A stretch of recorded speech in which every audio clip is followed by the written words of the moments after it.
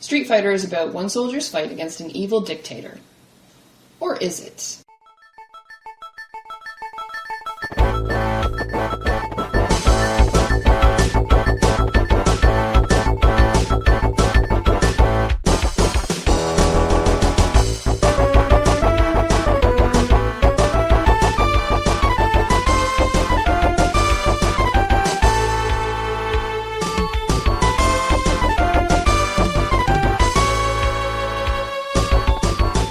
Welcome, ladies and gentlemen, to the podcast where we find the story within the story. My name is Tex, and with me tonight is Sean Taylor. Hello. And me, Mark. Hi. So today we're reviewing Street Fighter from 1994. Yeah, what a movie this is. If you could call it that. I mean, yeah. So this came out around the same time as Mortal Kombat. Yeah. Yes. It did. There was a... There were some similarities. and some huge differences. Yeah. They both came out around the same time. Both of the games had come out around the same time. Street Fighter 2 was on a big high. Mortal Kombat came over the top with the violence and the level of blood and gore. That was its signature.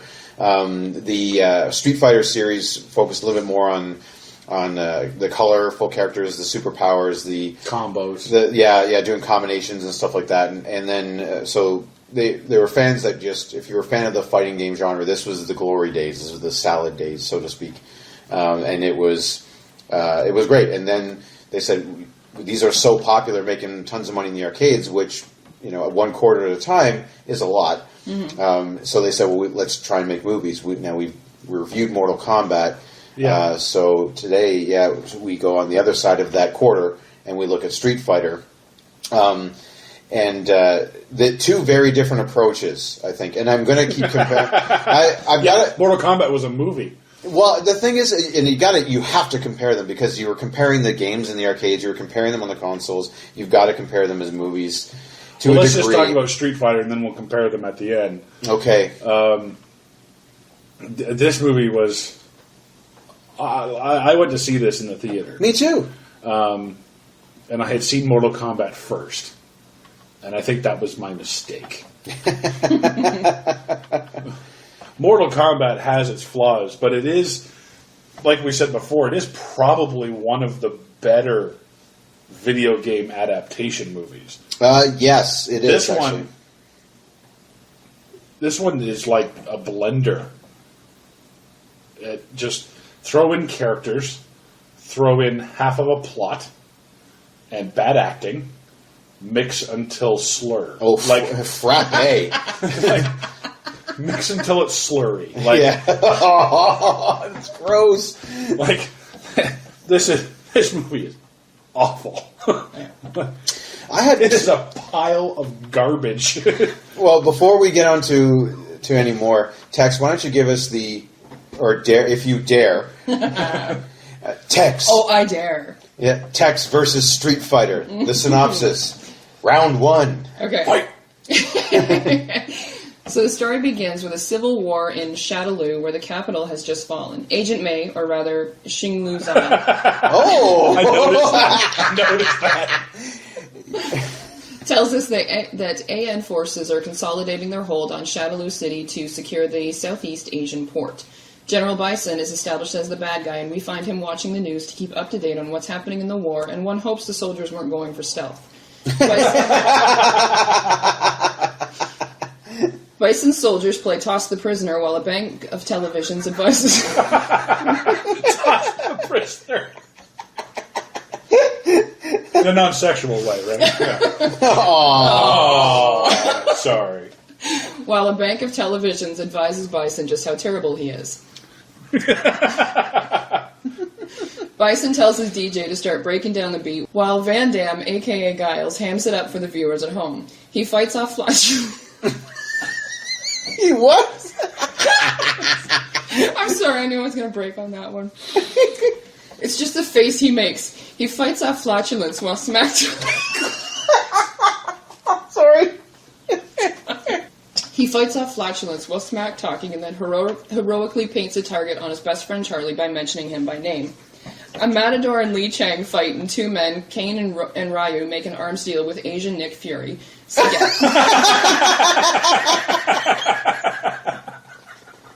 While a chopper overhead advises everyone it's bedtime. Requisite quipping ensues until the fight scene, and we establish these boys can fight. Sort of. Bison chaps it up with his casually shackled scientist friend, and then reveals Charlie in a machine.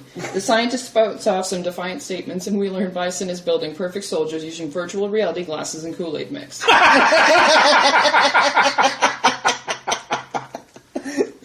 Yeah, pretty much. The Matador, aka Vega, is back this time to fight Ryu, pumped up by his theme music from Carmen. Asian grandmothers get excited about Ryu, and Vega gets upset they're looking at his man, but before they can fight, they're rudely interrupted by Giles, who busts in with an armored car and arrests everyone. An assassination attempt is made on Giles by one of Bison's men, who must have lost a bet, and we find out Saget is Shadaloo Tong, whatever that means, along with his boyfriend Vega. Giles conceives a plan of infiltrating Bison's gang by putting a man inside and chooses Ryu and Khan and the knockoff Johnny Cage when he sees them fighting in the sandbox. A jailbreak is organized, and during the fray, Giles gets shot by Khan, solidifying his place in the Shadaloo Tong, while Agent May puts a tracking device on the truck. Bison has a hobby of architecture, it seems, and finds out that Giles is dead. He mourns the missed opportunity of snapping his spine and gives a rousing bad guy speech.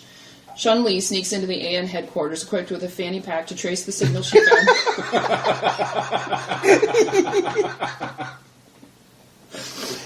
Chun-Li sneaks into the AN quarters equipped with a fanny pack to trace the signal she found on top of her own tracker and discovers Giles is still alive. It turns out Chun-Li has her own secret agenda and apparently the worst travel agent in history since it took her 20 years to get to Southeast Asia.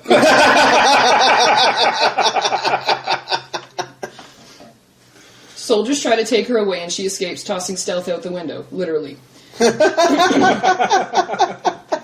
At a nuclear weapons rummage sale, the baddies are being astounded by...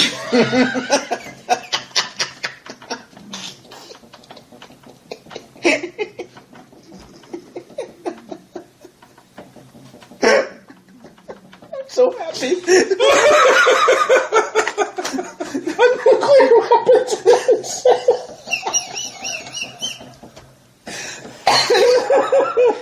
Nuclear flea market. That's actually what I heard first.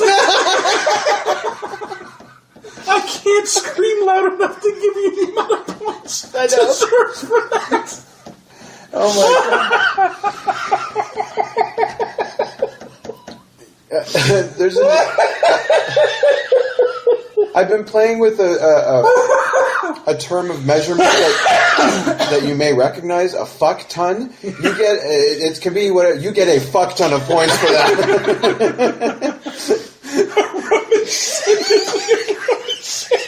Oh my god, that's exactly what it is. Nuclear hoarders.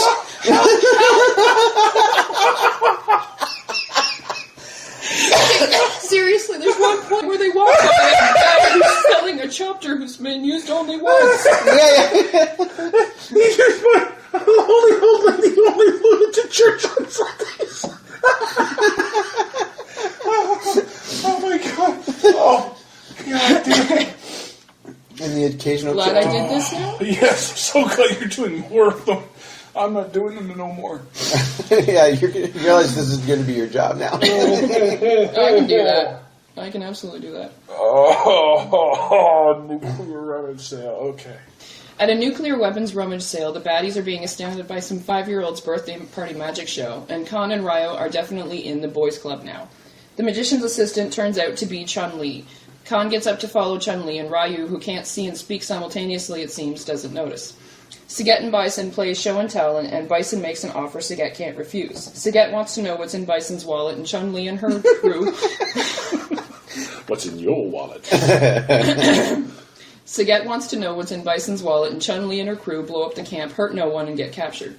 Giles begins making his plans to attack Bison's secret lair, but is told to cut off the attack since the government now wants to negotiate. Giles doesn't play by the rules, and luckily every single one of the soldiers is cool with discernible discharge and follows him into battle.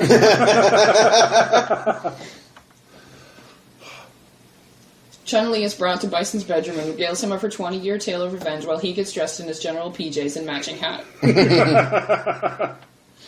She proceeds to kick his ass, but the Goon Squad shows up just in time to ruin everything, and Bison escapes. Bison is alerted to Guile's attack because stealth mode doesn't actually mean stealth, and begins to play a push-button game to kill him until he manages to blow up his ship. Once again, he assumes Giles is dead. Giles and his team manage to infiltrate Bison's fortress, since it's manned by the most incompetent guards in history and there are no cameras anywhere on the island. Giles finds his friend Charlie and discovers he's been turned into Cro-Magnon Man by the Kool-Aid and R-rated movies, and thoughtfully decides to put a bullet in him. The scientist stops him because luckily he has morals. Bison finds out he didn't get his money and decides to kill the hostages, but Giles saves the day by leaping spectacularly through the door and all hell breaks loose. The sumo wrestler fights the Ivan the Terrible, Khan and Ryu fight Vega and Saget, the soldiers sweep in and kill the Stormtrooper rejects, and we finally get a Von Damme fight where he has to kill Bison twice after losing the ability to fight a few times. Von Damme can't save his friend, and that upsets him for some reason when he was more than willing to kill him earlier. He's thought to be dead again, and surprise, isn't. Giles proves he's a douche with a sexually harassing comment to Chun-Li, and everyone freeze frames in the most awkward positions imaginable. That, very good, Tex. That is quite possibly the best summation of Street Fighter I've ever heard, and you just negated everything on my list. Oh, no, wait, I have a couple. Yeah. I'm surprised you didn't call out the beginning of the movie with she was appearing on the 6 o'clock Exposition News Network. Oh, well, I could have done that. I was going to, but I was trying to keep this as succinct as possible. It was the first 7 minutes of the movie is just Chun-Li giving us the entire backstory to the entire movie. Yeah. They couldn't afford the space crawl like in Star Wars? Well, they couldn't afford, real actors. Mm-hmm. Or to actually tell the story? Like, show us the story, they have to tell us, right? Yeah. Yeah. No, we have to show 15 minutes of Kyle driving a boat up the river, because that takes forever, apparently. Yeah. When you plan an assault, you go as far away as possible from the base so that no instant assault is possible. Yeah. Oh my God. So, Tex, I that was absolutely wonderful and amazing. So I'm going to say this way. How bad this movie was, the guy's name is actually Ken, not Khan. Yeah. Really? Yes. Yeah. Oh.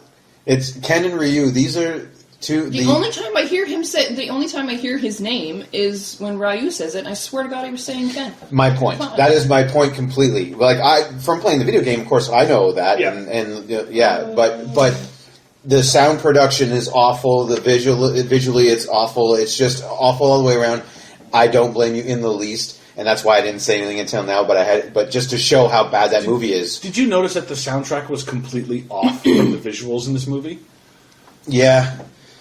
Yeah, it was... Like, people were talking after... Oh, yeah. After the words they were making came out. Yeah, the sound mixing was horrible. Yeah, you'd think that would be easy. They've been doing it since the 30s. You know? Yeah, since we had talking movies. Yeah.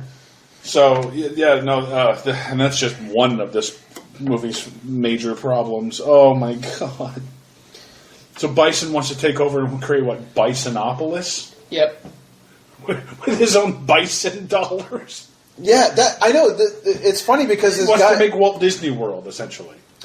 But this is Disney bucks. This is the kind of I don't want to say terrorist, but I mean, this is the kind of dictator you can almost deal with to a degree. It's like, well, he doesn't want the whole world. He just wants his own little corner to have his own country with his own money, and he's Quebec, okay? He wants to separate and have his own money, but he's doing, that's all he wants. And it's like, fucking give it to him. Give him his little island, his little pyramid. Yeah, and shut him up. And we're just going to put up a fence.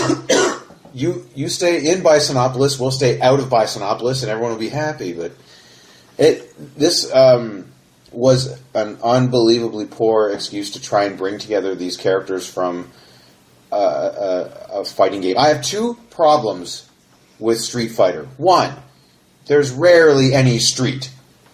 Yeah. They're inside, they're whatever. Two, there's rarely any fighting. It pisses me out. Just watching it again, I was like, there was less fighting than I remembered. For some reason, I had a better image of this. Maybe it was all the time spent playing the game. Yeah. Like the one you described, Vega versus Ryu. Yeah. Like, great matchup, always tough. In the video game, you don't get to Vega till later. He's one of the harder guys to fight. You don't even get to choose him, actually, in the earlier versions, because he's just one of, the bosses. So, I'm like, first time around watching, it's like, oh, sweet fight. All right, I want to see how this would play out, kind of more live. And it's instantly interrupted just before the word go. It's interrupted by Jean-Claude Van Damme on a tank with giant... penises. What looks like giant toilet paper roll missiles. Yeah. Yeah. It looks like somebody took giant toilet paper rolls, colored them to make it look like a rocket, and then took a giant piece of cardboard, like construction paper, folded it into a cone, taped it, painted over it, and stuck it on the end. Why does a tank have giant fuck missiles? This doesn't make any sense. They're just sitting on the tank. You can't use them. Oh, I know. It was... You can't use... It's pointless. And then why would you take said missile-borne tank and run it into a wall? Mm-hmm. Why are you just going to drive the missiles into a wall? Mm-hmm. Why would you do that? And then he gets out and says, you're all under arrest. And they instantly and arrest everybody everybody. just goes, oh, hands up, like... Prior to this, Bison has said, you have 36 hours to give me the money or I'm going to kill all the hostages. So in what only can be a matter of hours, they arrest, process, and take all of these people to jail. Yeah. To the point where they are so comfortable with jail life, they know when feeding time is. Yeah, They just all walk into the dining hall together and they're like, okay, well, this is where we get our meal. Like, that's a pretty swift justice system. Mm-hmm. Yeah, it's like the Allied nations are no better than Shadowloo. They have their own prison camp, like an internment camp. Yeah. Like, I thought someone was going to get executed. Well, it's internment camp and base camp. Yeah. Because you also, and this one, and this went throughout the movie. This didn't matter if it was in Bison's camp or the good guys' camp. Was the voiceover? Okay, I heard something about this. Okay.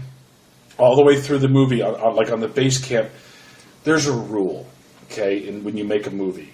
It's never reference a better movie in your shitty movie. Yes, go.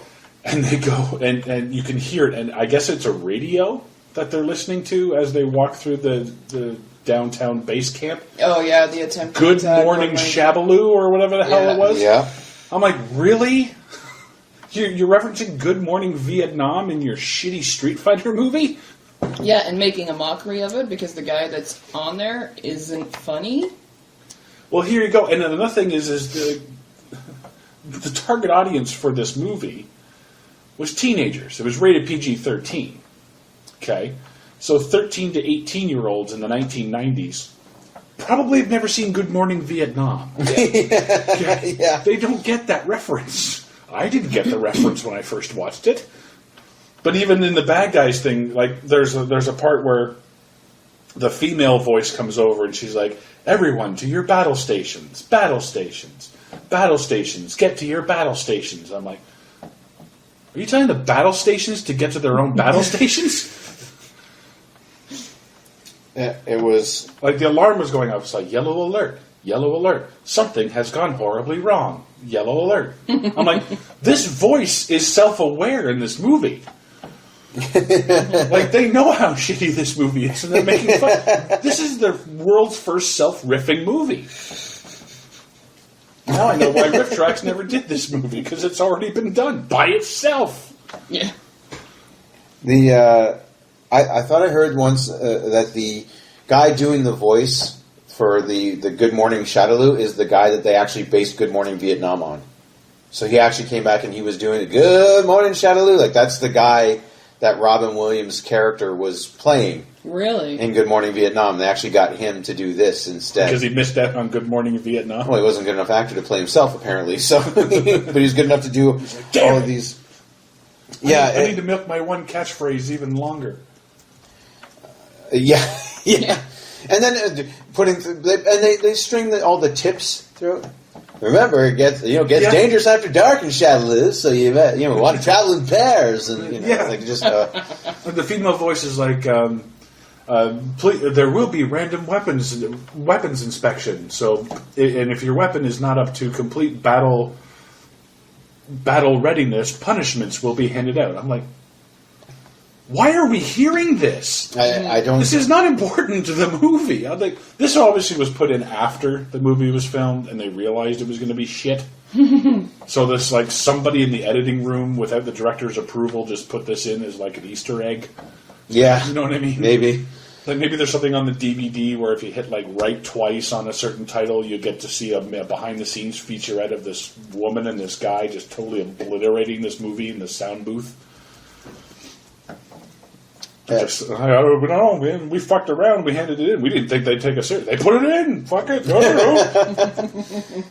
It was so bad. I think they were trying to create ambiance like this is a real dangerous place. Like this is a war zone, so we're going to have war-type messages throughout the entire... I don't know what they were doing. But it was such a desperate attempt, like I said, to bring all of these... Because the game is simple. You get all these flashy characters. You get to pick different fighting styles. And you just go toe-to-toe, and best one wins. It's a simple concept. And that's why Mortal Kombat was actually one of the better movies, because it actually stuck to the concept of the game, which is just a fighting tournament. Mm-hmm. They did not, at any point, try and do that, and they could have. And they had... they had plenty of opportunity to have fights, but there was no fights. Even the rare opportunities they set up, there's barely any payoff. Yeah. Like I said, Ryu versus Vega, we didn't even throw a punch and it gets interrupted. Yeah.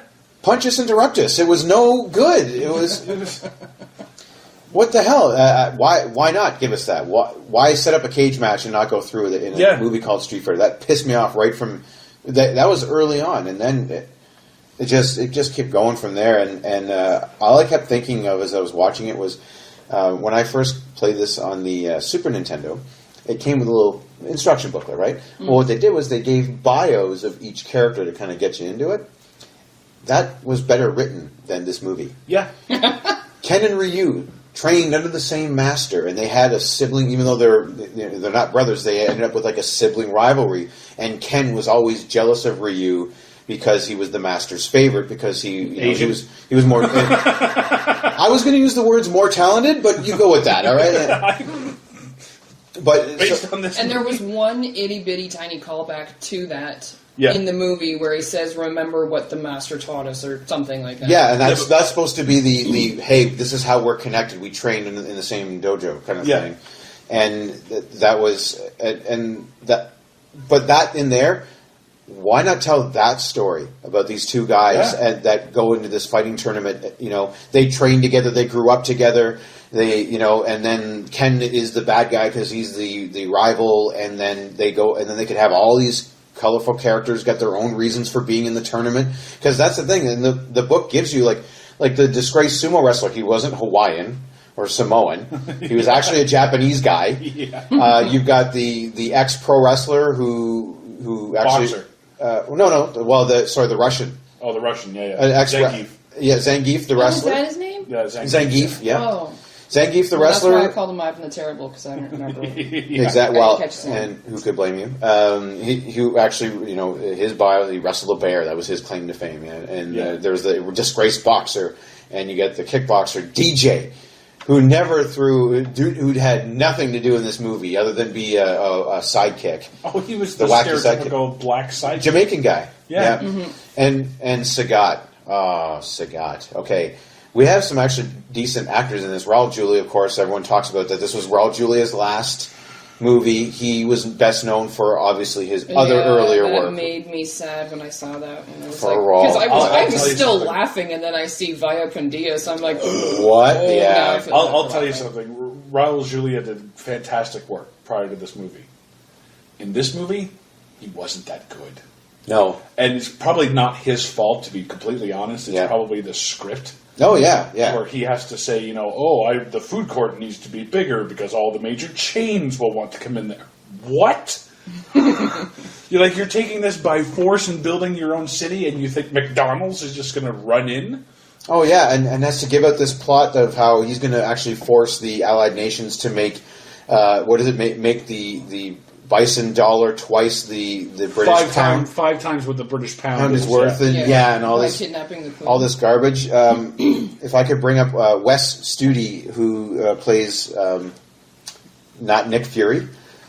Okay. In this, yeah, Sagat is a really great character in the game. He's a Thai boxer, and again, one of the bosses, right? And that you have to face. I hate to say it, I know more Muay Thai than this guy, but he has. It doesn't matter. Doesn't fight. He doesn't fight. He doesn't. He has. Well, he does have a fight, and he gets very few. Like they no, it's really, a brawl. It's a brawl. They creatively, yeah. He throws a knee. You know what I mean? And. But the thing is, Wes Studi, he's actually a known actor. Like, he was in Last of the Mohicans, a stoic native. Oh, yeah, I know. I You know what I realized that about halfway through, and I'm like, oh, loved him in Last of the Mohicans. So they bring in... Well, hated him because you were supposed to, but... Bring in the Native American guy to play the guy from Thailand. Yeah. You get a Samoan to play a Japanese sumo wrestler. You get a French guy to play an All-American. Yeah, to play the American... Yeah. You get an Australian to play the American girl.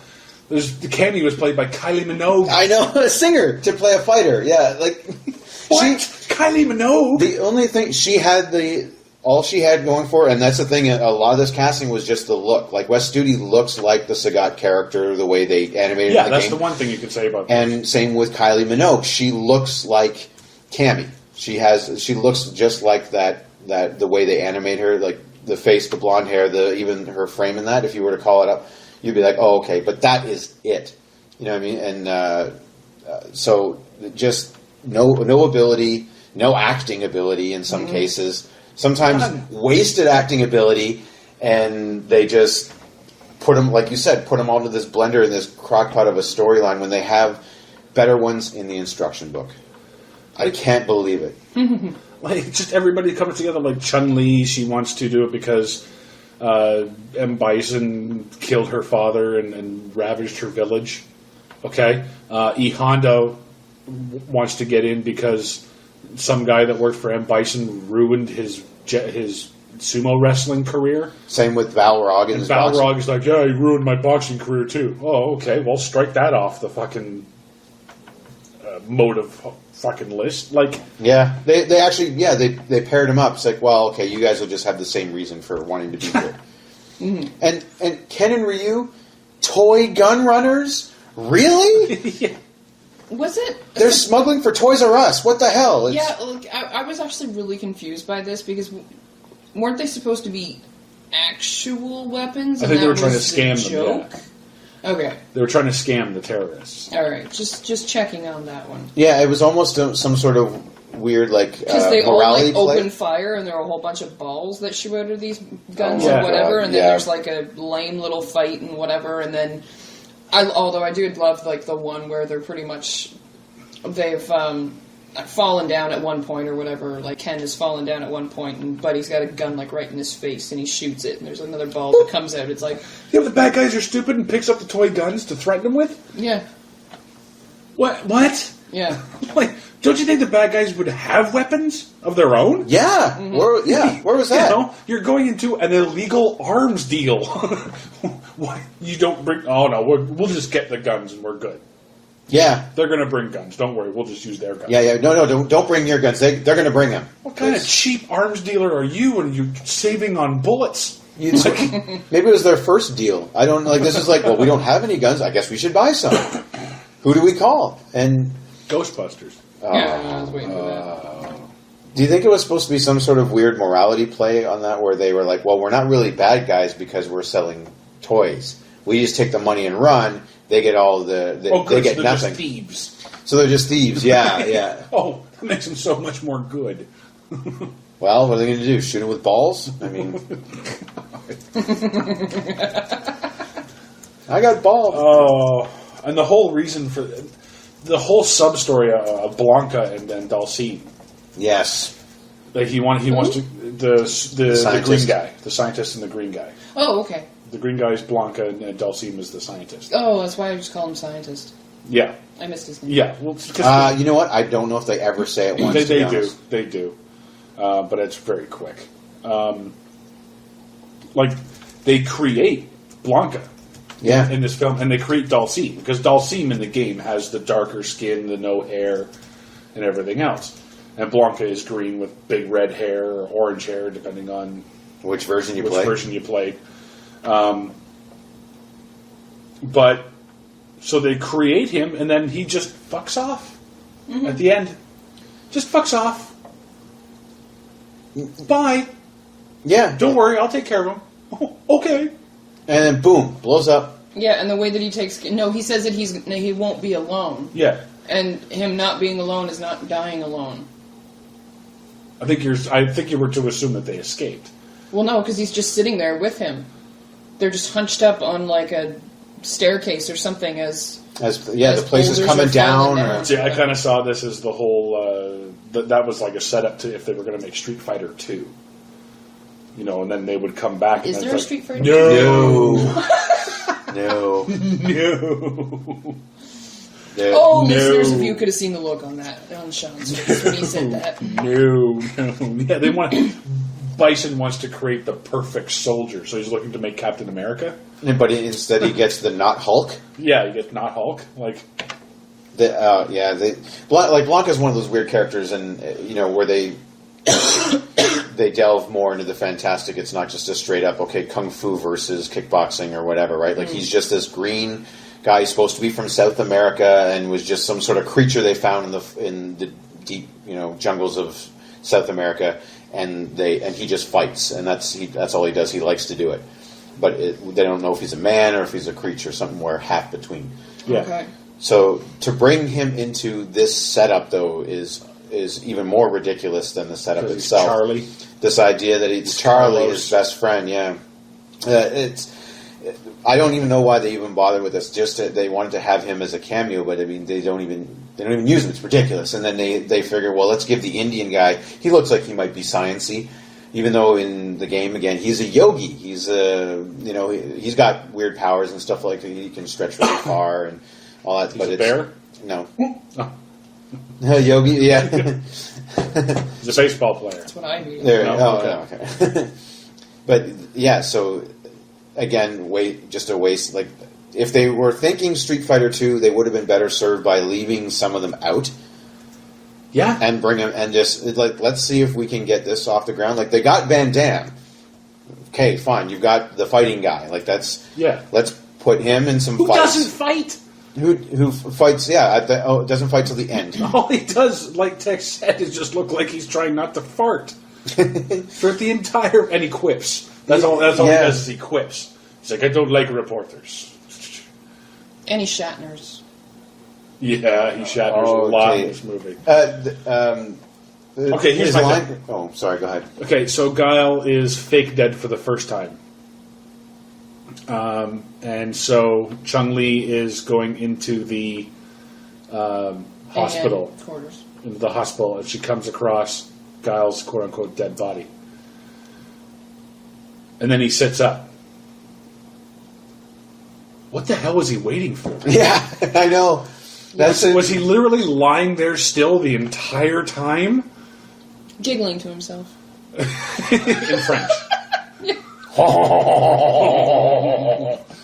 He was just sitting there waiting to scare the crap out of somebody. Maybe he was napping. You know what I mean? The first person who comes in here is going to get a huge surprise. Like, what the hell?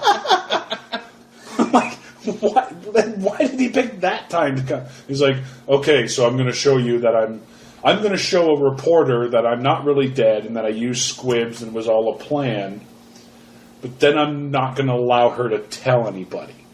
Yeah. Mm-hmm. Why tell her? I think he was expecting someone else to be there, like Cammy.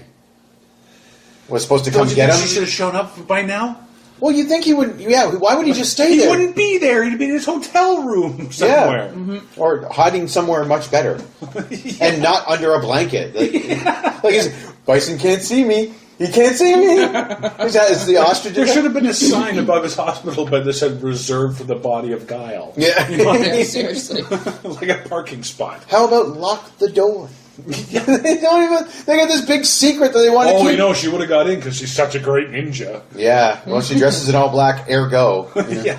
And her fanny pack. Thank you for bringing that up. Yeah, no problem. She's the worst ninja ever. She has a machine that makes a loud beep. Yeah. That is a horrible idea for a ninja. Beep, beep, beep, beep. Oh, I wonder what that is. Oh, I can't see anything because she's obviously a ninja. Like the guy goes across, and the guy, like she jumps over the railing, lands on the first floor, and the guy on the second floor comes down, and he actually goes around and starts walking down the stairs, and then she hides. Yeah. Like, what? He should have already have seen you. Yeah. And you're dead. Hey, she was in black. Can't see that. Yeah, it's dark. It's very slimming. I was very surprised when I found out this was Agent May from Agents of S.H.I.E.L.D. What's funny to me is how they eventually put all of the Street Fighters into their video game costumes. Yes. Like Chun-Li in the video game is dressed like she is when Bison is going to rape her, I guess. Yeah. The dress, the hose, and the boots, and the whole thing, and her hair up in those buns. Yeah, that's the Chun-Li look from the video game. I love Bison goes behind the dressing shade, and he throws over his big cape and his shoulder pads, and he throws over his gloves, and he throws over something else and his boots. And he comes out in his general PJs. Yeah. And he has a rack of hats for different occasions. Yeah, one his leading hat, one his lounging hat, one his fucking Easter hat. I don't know. They really tried to go for some like just bad gags in this. That just like I thought, okay, if we can't make a really good action movie, let's try and make it a comedy. And even that just, you know what? My life energy bar was draining the entire time until the end. Oh, I was definitely KO'd. You know what? after this one. I'm not going to lie. I watched this in segments because it was a matter of like watch for about 35 seconds, be like pause and start writing the synopsis. And then watch for 35 seconds or, a minute or whatever, and then pause and then whatever. And I had a great fucking time writing the synopsis and watching the movie at the same time. I'm just saying. Oh, that's great. That's. And since it's now my job to write the synopses, that's how I'm going to be doing it from now on. This,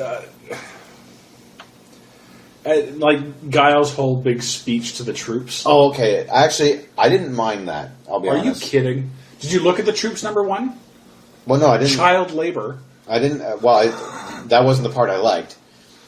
The speech itself. After I've heard it a couple of times now, and we can all go home. It's almost poignant. It's this whole idea of they rally and try and ramp up the. But it's in a French accent, which to me negates the entire character. Guile's supposed to be the all-American foot soldier. He's an army foot soldier in the game. He's an Air Force pilot in this game or in the movie. Oh no, he's an Air Force pilot in the game. No, he's an army. I looked it up. His background is in front of planes. And pilots. Yeah, no, but he's an army guy. He's an army guy. Yeah, I looked it up. But he's going, I'm going to go kick that son of a bitch Bison's ass. So hard, every Bison wannabe will feel it. Like, you can't hide. If you're gonna... Dude, like, if you're playing an American here, use an accent. He can't.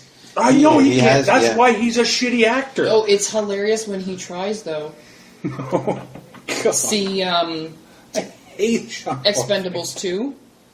No, I won't. No. Just as a reference, if you want to see what happens when he tries another accent, Expendables 2. Dolph Lundgren would have been better as Guile. Actually, that's not bad. Dolph Lundgren would have made a good one. Yeah. He is badass. Mm-hmm. You take one look at him and you're like, I ain't fucking fighting that. But they would have had to put someone else as the lead character. I don't know if he would have been...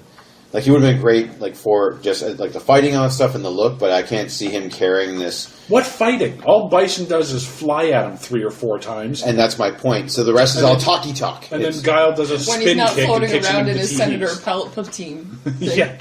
Yeah. Oh, yeah.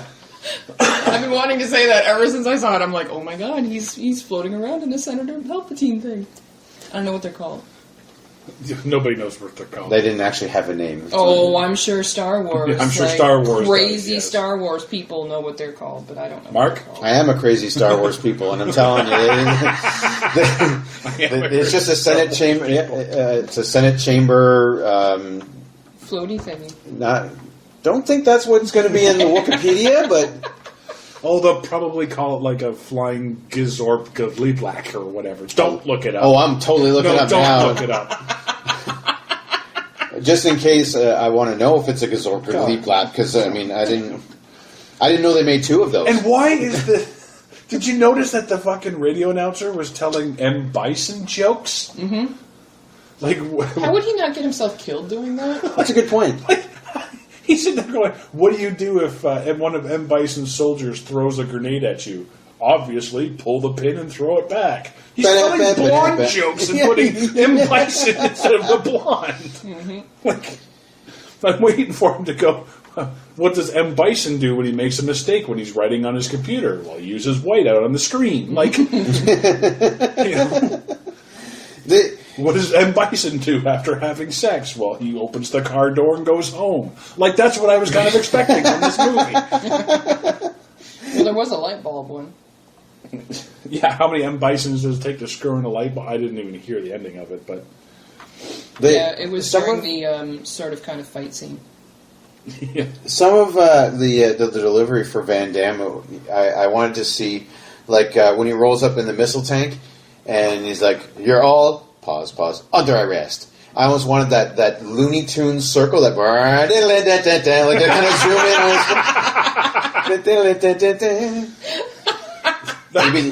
That could have been used a lot, especially when he did that first interview. He's like, "I'm coming for you, and you're going to get this," and he shoves his arm up that you can't really see on the TV anyway. Yeah, and it was like, "You're getting one of these." That's Hull, folks. You know. That's all, Pippo. Just unbelievable, and that's the thing. This, like Van Damme, I actually was a fan of his back in the day. I watched a lot of his movies. I was into the martial art movies and stuff. Anyone can watch his movies. I was a big Van Damme fan. That's the problem, is that they got for that time, they had the guy. They had the guy. He did it better already in Bloodsport, in Lionheart. Two movies that are actually legitimately about, well, one is an organized fighting tournament, and the other one is street fighting. Lionheart? You want to see Street Fighter? Watch Lionheart, because it's him. He's fighting in garages, in the street, in an emptied out pool. He's fighting a guy like that. That is Street Fighter. They had that already. He had done it, and they bring him into a movie that's literally everything he's done in his movie career up until this point, and he doesn't do it. Why? Why would you hire this guy and not have him do what he does best? I don't know. I don't get it. You know what I was actually kind of upset about? There was no splits. Not once. I was like, where are Van Damme splits? Which is funny, because Van Damme was the inspiration for Johnny Cage, whose signature move is doing the splits and punching, doing that uppercut, which he did in Bloodsport. He actually did the splits and punched the guy in the nuts during the tournament. Yeah, and then there was the whole training montage when they're pulling his hips down slowly and slowly. Yeah. You're right. I remember that. All he got, we did get Question for his you, spin kicks. while we're talking about that, is Ken his brother from Bloodsport? Because I'm pretty sure he's the one that goes, Noxugo! Oh. I'm pretty sure it is. I could be wrong. No, he's not. Are you sure? Okay. Do you mean Kickboxer? Oh, maybe that. Because he didn't have the brother in Bloodsport, but Kickboxer did, yes. And no, it's not him. Oh, okay. Kicksport. Kicksport. Kickboxer. Again, they have their Sagat in there. That guy in that movie was way better than would have been way better for the Sagat character. Just put an eye patch on him. They're done. You know what I mean? The guy's got all the skills. They could have. There was so much potential here. Yes, some of the characters are cheesy and corny, and I get it, but there was so much potential to have this fun, kind of flashy, work your way up through the ranks fighting movie, like a tournament, I know Mortal Kombat had already done it, but they could have done a different angle on it. Mm-hmm. And yeah, we could have had a half an hour maybe at the beginning of here's why some of the people are getting here. Maybe we follow Ken, Ryu, and Guile, and we get their stories, and then the rest could just be these weirdos that they face to get to their end. And that's really all you needed, because that's all the game was, but it could have been done so well. And they had potential. They had, like I said, they had the guy. They had the fighting guy from the 90s. Like, what the hell? Mm-hmm. That's why I loved the tattoo of the American flag on his shoulder. yeah. In case the accent didn't, give you the hint that he was all American, we're going to tattoo that on his arm. I fucking love. If they had just said he was from New Orleans, I would have been happy. Yeah, they've had to do that before what I mean? on more than one occasion that he was raised, but they didn't or it's like born in America, raised in France, or born in America, raised in Quebec, or born from New Orleans. They always had to kind of write around that, and they didn't even bother in this case. Mm-hmm. Can we talk about Zangief for a second, because he was quite possibly my favorite part of this movie? Oh, he was awesome. Yeah, I will admit that. I thought he was hilarious. He had the shit part, but realistically, that was the best part in this movie, because it's a shit movie. While everyone else is trying to take it seriously, he's the only one having fun with it. Yeah. You know what I mean? And he had the look. Like, they did him up right. Oh, yeah. With the hairy chest and everything. Yeah, big guy. Absolutely. But he's an idiot, right? Like, there was something earlier on, I forget what it was, but later on he's talking to DJ, and he's like, so we are bad guys? Which then made me flash back to Wreck-It Ralph. Yeah. It's like, sometimes, you're bad guy, but you're not bad guy. But he says, well, why are we doing this then? And he's like, well, because he paid me a shitload of money. And there's a pause, and it's coming. And he goes, you got paid? Yeah. And that turns him good, I guess, later on. Yeah, he realizes all of a sudden he's... Well, it's like after the rousing bad guy speech from Bison, he's like... That was beautiful. I was like, oh my god, I love this guy. That's the one. I wish there was more Zangief in this movie. I probably would have liked the movie more. Yeah, he was so funny. When they're watching the one security camera they have on that island, and there's a truck full of explosives going, and he's like, "Oh, change the channel!" Like that's going to stop the truck. Like that's the funny. No, that's at the nuclear weapons rummage sale. Yeah. Yeah, but like I said, they're watching the one camera that they have. Sorry, one of two. The other one they had was the one that found this stealth boat. So they actually perfected cloaking technology, but they put it on a boat that's going to displace a shit ton of water. Mm-hmm. Yeah. Violently. Yeah. Like fuck? Like I said, stealth doesn't actually mean stealth. Not when you put it on a boat. If it was a plane, they could have done it. They bomb, done. Like there was something like they were going to do the assault, and then all of a sudden you see on these bags that they're picking up and loading in, it's like inflatable attack craft. Yeah. They have to blow up their own dinghies. Like, you can take these guys out with a blow dart. Like, you know what I mean? Like, that's not good strategy. With a pin cushion. Yeah. I have an arsenal here in my pin cushion. Grandma, I need you. The war is cancelled. We're out of air. Yeah. Principles like truth and justice, they get backed up because we ran out of hair. He did Shatner on that one, eh? He totally Shatner on that. Truth and justice, they get backed up. Pause. A couple of the soldiers that had like a few lines, totally Shatnered with him. Yeah. Totally Shatnered with him when he's like outlining the plan of assaulting the fortress. One of them stands up and they're like, so, this is what we're going to do, correct? And it's like, really? Like, I was almost waiting for a Sulu, like, right away, Captain. You know? Yeah. Oh, my.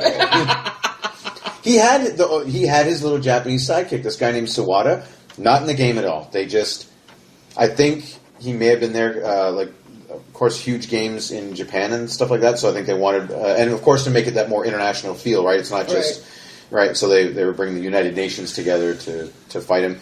His other sidekick, though, the T-Hawk, I don't know if you caught that. That's what he was called. He then wears the bandana at the end. It's a character from Super Street Fighter 2, who had...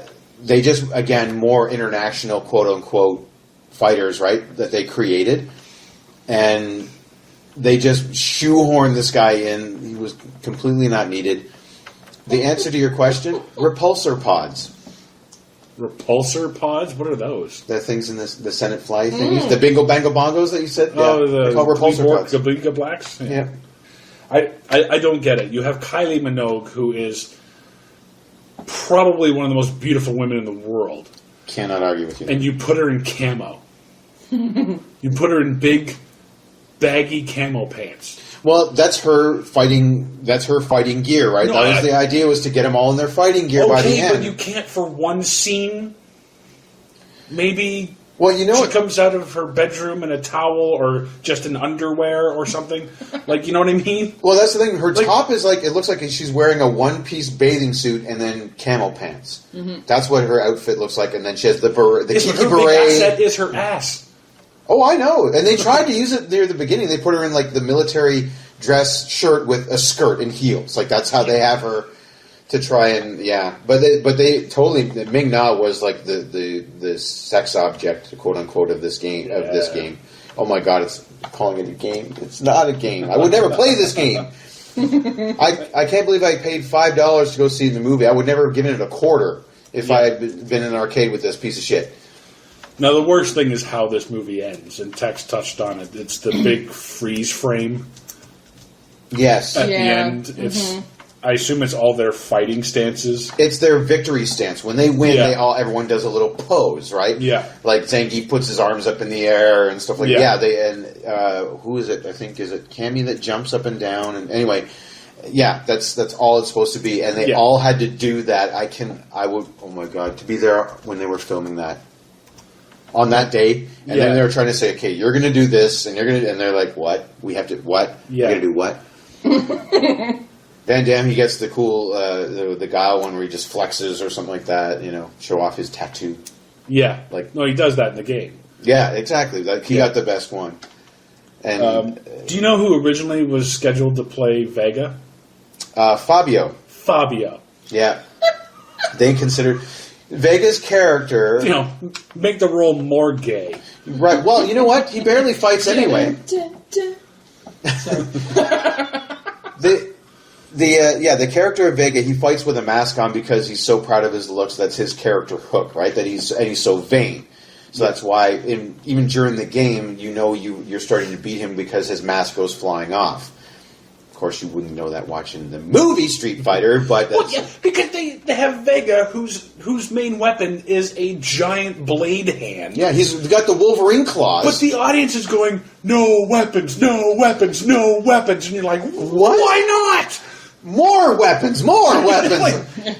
I want to see them picking up giant Donkey Kong barrels and throwing them at each other. When Guile busts in with the tank, I wanted them to each pick up a missile and see what they could do with that. Like a giant missile joust or something. More weapons. They even gave Ryu a sword just so he could do a little flourish, and then he throws it at him. Well, my weapon's gone now. Thank you very much. What was really funny is during the filming of this movie and shortly afterwards, Jean-Claude Van Damme and Kylie Minogue had an affair. But at the end of the movie, Jean-Claude Van Damme is looking over Ming Hua like she's some kind of fucking meat. Oh, yeah. And she's just said, I love being sexually objectified. Hee. And I'm like, ugh. Are you kidding me? What did you think of the hairstyle jokes there, Tex? That one brief scene. She's like, really? Pigtails? And then the look who's talking, she's like, oh, and boing. Yeah. Or,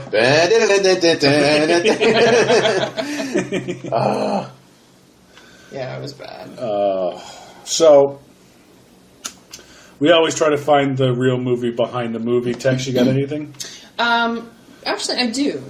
Just, Good, because that was the entire point. Yay, I pass. And you didn't have to fuck nobody. Yay! No. Call back. yeah, I know. Another podcast. Okay.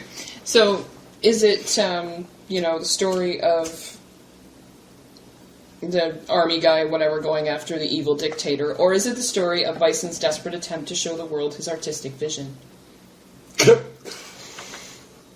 I'm the greatest performance artist ever. Well, not just that, like his architectural artistic vision, like everything, because everything is focused on how fantastic Bison is and how he could change the world. So. His building is his logo.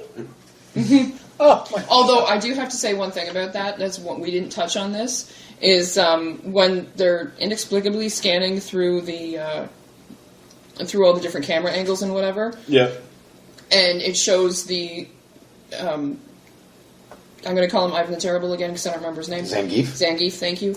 Zangief and the sumo wrestler fighting, and they're in there, and they're destroying the city, and inexplicably there's a Godzilla overlay. That was totally... That was kind of funny. They do a Godzilla, because they have two Japanese people going through the security footage, and they come across Zangief and Honda fighting in the mock-up of Bisonopolis, so it looks like two giant monsters right out of a Godzilla movie destroying a city while they fight. It's like Mothra and Godzilla. Yeah, and there's actually a Godzilla audio overlay where it's like... Yeah, the Godzilla scream from the old 19-whatever movies. Yeah, you're right. They overlay that. Somehow that gets in there, and then like, it's just Gojira, you know what I mean? Like, I was waiting for that. Where was that line? Tex, you're absolutely right. Bison is George from Seinfeld. He always wanted to be an architect. This is I get it. This is George's ultimate end. If he was not brought to heel, he would have turned into Bison, a crazy mad guy who just wants to be an architect. Oh my God. I just realized that now. Good. You want to give us yours then? I think it is the director's attempt at his version of Forrest Gump. In this case... Run, Guile, run! No, it's Zangief is who we're supposed to really pay attention to. See, in Forrest Gump, he's just the simple man, and all of these world events happen around him. That's Zangief. He's just a simple guy trying to make his way, and all of these big world events are happening around him, and then he has his awakening. He wants to find his Jenny. Which, in this case, is Cammy, in which case, money. Actually, is his Jenny. Once he realizes he's not getting paid, he's on a quest to get his Jenny back. I think that is the real movie here. Is Zangief's awakening? It's Zangief Gump. I gotta tell you, I think the real movie here is somebody said Super Mario Brothers will always be the worst video game movie ever, and Jean-Claude Van Damme went, "Oh, really?" We'll see. Because Super Mario Brothers came out in 93. Yes. This one comes out in 94. Yeah. So I think they rushed this and said, well, yeah, no, we can take it on. Oh, yeah. Actually, I wonder if, seriously, what happened was, this was in production in 93. Someone went to see Super Mario and goes, guys, stop trying so hard. Don't worry. No, seriously, you got to go see this. You realize we are doing great here. We are doing stellar. This is Oscar-worthy compared to what I just saw at the theater. We're fine. No, cut the budget in half. That's fine. Yeah. That's fine. No, don't bring in Robin Williams. Bring in the other guy, to do the voiceover. See, the director of this movie didn't actually get paid. He gave up his paycheck so that they could pay all the actors. Are you serious? Wow. I'm dead serious. Now, that's the story he gave. I think he just didn't want to be associated with this movie. Was that Alan Smithy? Maybe. So, I think everyone got paid a roll of quarters. I'm pretty sure that's what was on the table here. This is not the writer, because I don't think they ever saw the game. No, the production designer saw the game, so they knew what the look was. Mm-hmm. The writer did not. Because those little bios I gave you, You could get that just by standing there as it's waiting for someone to put in a quarter. Yeah, it cycles. that. Yeah, they cycle through the profiles. Through, yeah. Yeah, you got a better story Kombat. doing that. Just standing in front of the machine, going, "Oh, okay, I'm going to write that. Oh, wow, that's really good. Someone put some thought into this."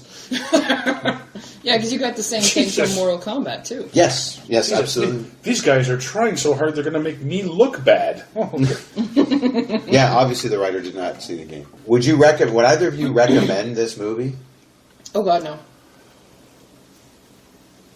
Only if you were torturing people for secret government information. Okay. I can't deny that. It's like, so tell us what we want, or we're going to play it again. No more. And this time it's just going to be the Van Damme parts. Yeah. I think after the torture, the guy is just like, okay, I will give you all the information. You know, he just, you're Russian. Why do you have the French accent? You make me watch this so long. It's, Yeah. I want to go home. You know.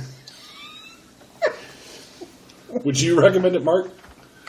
I can't. I mean, back in the day, I was a Van Damme completist, to be honest, and even I came out going, "What the fuck?" I was robbed, and I mean, this was his worst How work. many times did that happen, Mark? 3 now. 3? Only 3? Oh yeah, only Really? 3. Double Impact? Better movie. Yep. You feel you got your money's worth with Double Impact? After seeing this, hell yeah. Fair enough. By comparison, yeah. And as a Street Fighter fan, no, absolutely not. You can't. No, go play the game again. Read the manual. You get a better story. I can't. I'm recommending a video game manual over this movie. That's going to take care of it for Street Fighter. Sean, thanks for coming. My pleasure. Mark? Sort of. Mark? Life draining. Please insert quarter. K.O. A pleasure as always, Tex. And join us next time when we look at the classic TV show adaptation pick. They're ooky, they're kooky, they're the Jackson Family.